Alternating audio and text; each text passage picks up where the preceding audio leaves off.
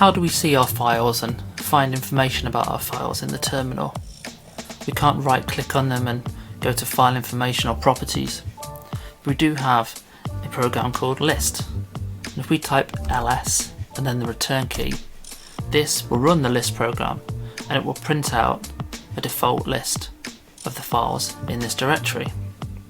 You see here we've got two directories, a text file, an MP3, a markdown file and a GPG file.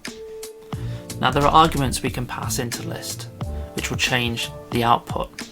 So if we type ls and then a space and then a tag or a hyphen and the A letter, this will print out all the files in the directory. So in this case we get the files we had before, but also it prints out the hidden files, so the files with a dot in front of them. It also prints out the dot here, which is representative of the directory we're in, and the two dots, which represents the parent directory.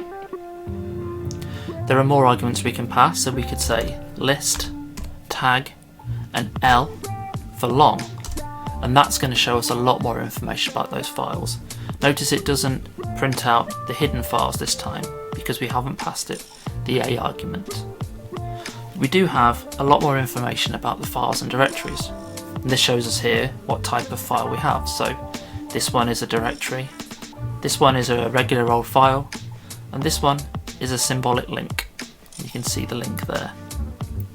Now the next ones are grouped in threes. So here we have the permissions for the files.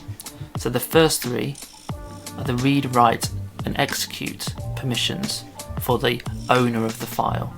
And this column here is the owner of the file. So the owner, YT, can read the file, can write to the file, and can execute the file. The next three represent the group permissions. And this is the group the file belongs to, YT. So anybody in the YT group can read the file. They can't write to the file, but they can execute it. And the next three are the global permissions, so everyone else. So everyone else can read the file, they can't write to the file, but they can execute it. This column here represents the amount of hard links to the file or directory, and you'll find these will generally be 1 for a file and 2 for a directory. This column here represents the size of the file in bytes, and this last piece of information, if it's a directory, this will show you the date and time the directory was created, and if it's a regular file, it will show you the date and time it was last changed. Okay, so let's show you one more argument we can pass into list. So I want to see all the files.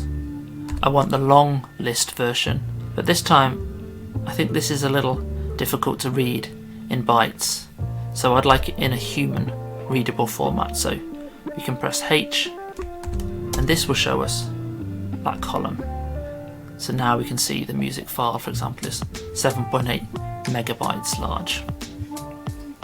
And that's list. Those are the tags you'll use 99% of the time